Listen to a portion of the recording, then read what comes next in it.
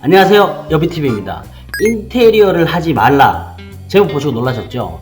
제가 인테리어 하지 말라는 내용은 제가 오늘 설명드리는 영상을 보지 않고는 인테리어를 하지 마시라는 얘기입니다. 자, 그렇다면 오늘은 인테리어를 어떻게 하면 잘할 수 있는지 한번 거기에 대해서 알아볼 수 있도록 하겠습니다.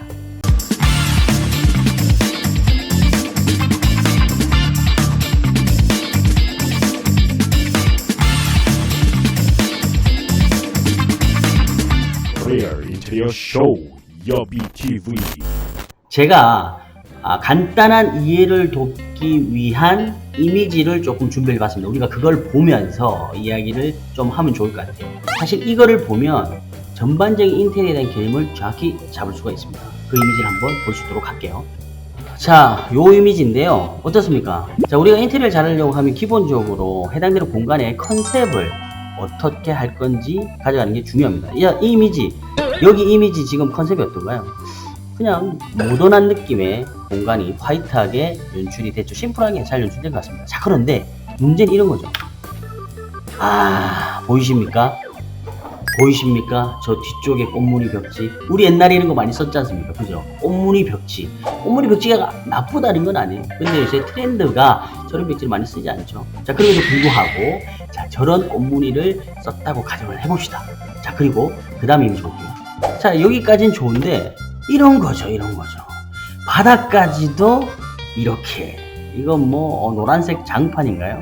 이런 식으로. 그리고 마지막, 이건 뭔가요? 이건 뭐. 사진은 인터넷 커뮤니티에서 좀 발췌를 해봤는데요.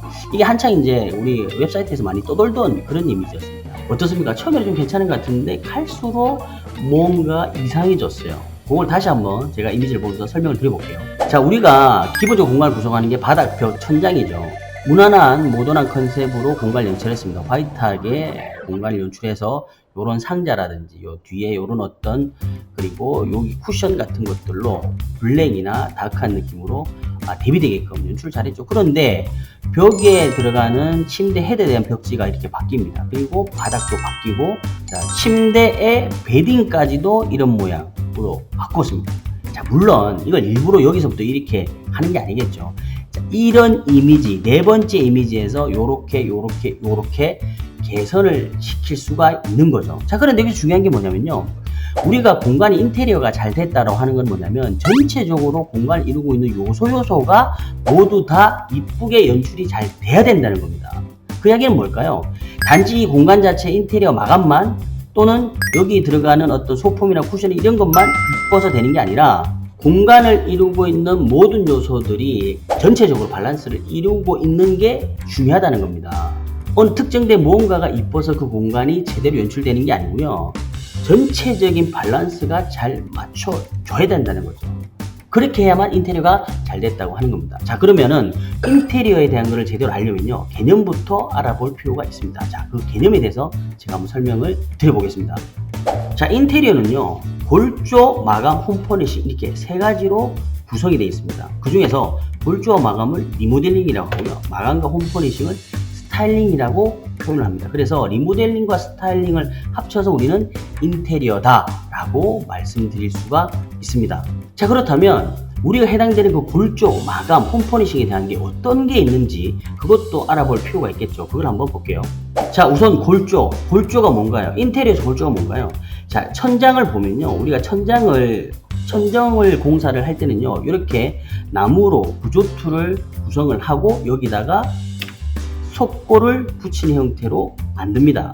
인테리어에서 골조라고 하는 건 뭐냐면요, 마감을 하기 위한 바탕 작업을 하는 걸 이야기를 합니다. 우리가 천정에 도배를 하거나 도장을 할 수도 있잖아요. 근데 그게 시멘트, 기존에 가지고 있는 건축의 슬라브 상태에서 바로 하는 게 아닙니다. 무슨 얘기냐면 천정에 대한 틀을 만들고 거기다 속골을 치고 거기에다가 도장을 하거나 천정지를 바른다는 거죠. 물론 오픈형에서 노출로 해서 바로 마감하는 경우도 있는데 그런 거는 번외로 보고, 일반적인 경우에서 보면 골조의 틀을 만들고 속골을 치고 천장을 작업한다. 자, 그렇다면 바닥은 어떻게 됩니까? 바닥에 우리가 마루가 되던 장판이 깔리기 전에 기본적으로 엑셀 파이프를 까고 방통이라는 걸 치잖아요. 그런 부분들이 인테리어에 다 골조라고 할 수 있다는 얘기죠. 자, 그렇다면 마감은 뭘까요? 마감이라고 하는 것은 골조 위에다가 마루를 붙이든 아니면은 벽지를 바르든 아니면은 가구를 설치하는 이런 것들을 모두 마감이라 할 수 있겠죠. 그래서 우리가 일반적으로 인테리어라고 할 때 사람들이 가장 많이 생각하는 게 이 마감에 대한 내용입니다. 우리가 마감이라고 하는 게 바닥에 마루나 장판을 깔고 벽에는 도배나 도장을 하고 욕실에는 타일을 그리고 도기, 수전, 액세서리, 천정, ABS 그리고 조명까지도 이런 모든 것들을 다 포함해서 마감이라고 한다는 거죠. 일반적으로 사람들이 생각하는 인테리어라고 하는 건 이 마감 부분에 좀 많이 치우쳐져 있습니다. 자, 그렇다면 홈퍼니싱이라는 게 뭘까요?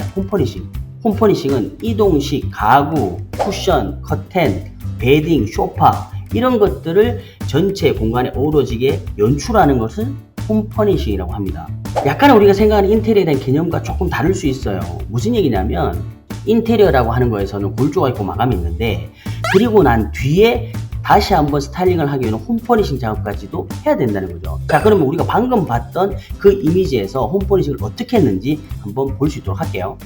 이 공간을 어떻게 홈퍼니싱을 했는지 한번 볼게요. 전체적 공간을 봤을 때 그냥 누가 봐도 여기는 자녀 방이구나 라는 걸 알 수가 있습니다. 자, 우리가 해당되는 공간을 볼 때는요, 바닥, 벽, 천장을 봐야 되는데 여기에 있는 어떤 이런 이동식 소품, 이동식 가구, 소품 이런 것들 다 걷어내고요, 그냥 인테리어에 대한 마감만 보자고요. 이 공간을 보면 바닥, 벽, 천장을 봤을 때는 바닥은 마루, 벽은, 천정은 그냥 도장으로만 보여집니다.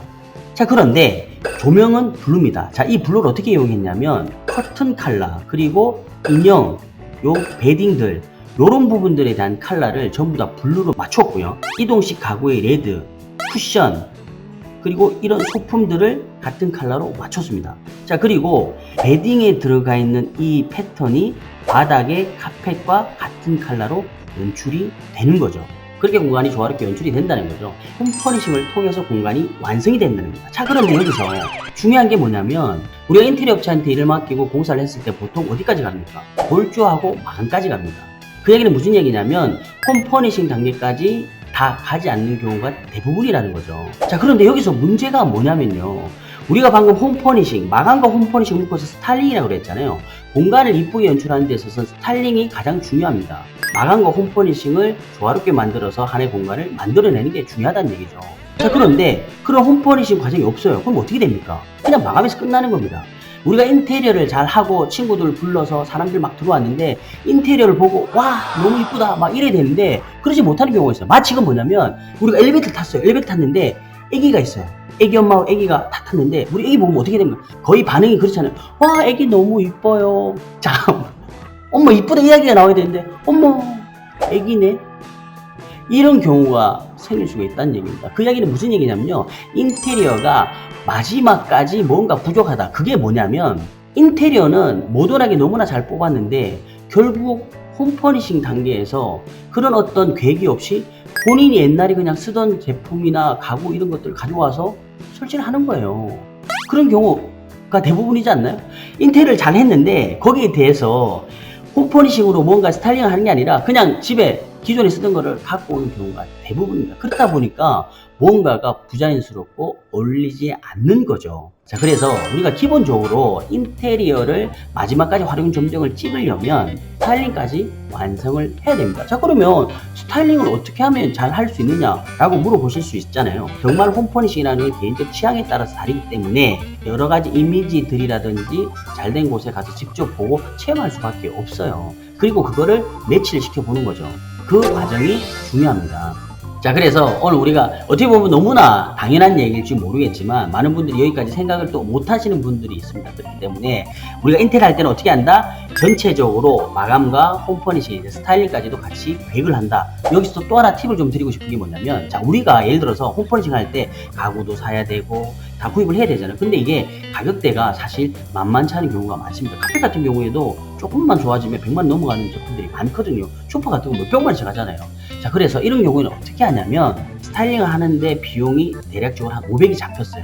근데 물건 한 5개 사야 됩니다. 그러면은 100만 원 100만 원씩으로 해서 5개를 균등 분할해서 사지 마시고요. 만약에 저라면 하나를 제대로 된 제품을 세팅을 하시고 나머지 제품들을 남는 금액으로 분할해서 사는 것을 추천드립니다. 왜 그럴까요? 인테리어를 하거나 우리가 집을 살다 보면요, 수시로 마음에 안 들면 바꾸거나 할 수도 있잖아요. 자, 그럴 때 똑같이 5개를 같은 가격으로 사면 사실 이거 좋은 것도 아니고 안 좋은 것도 아니고 이도저도 애매한 게 될 수 있거든요. 좋은 거를 사고요. 또 돈이 생기면 또 좋은 걸 사고 또 돈이 생기면 또 좋은 걸 사고 이렇게 해서 나중에 최종적으로 세팅된 거는 다 좋은 제품으로 세팅이 되는 그런 효과를 가져가시는 게 조금 더 효과적이다라는 말씀을 좀 드릴 수 있을 것 같아요. 간단하긴 하지만 알고 있으면 좋은 팁이 되는 인테리어에 대한 내용 한번 살펴봤고요. 자, 오늘 영상도 좋았다면 댓글 많이 남겨주시고 좋아요와 구독, 알람 설정까지 잊지 마시기 바랍니다. 자, 그러면 더 좋은 영상으로 준비해서 찾아올 것을 약속드리겠습니다. 자, 그럼 다음 시간에 봐요. 제발.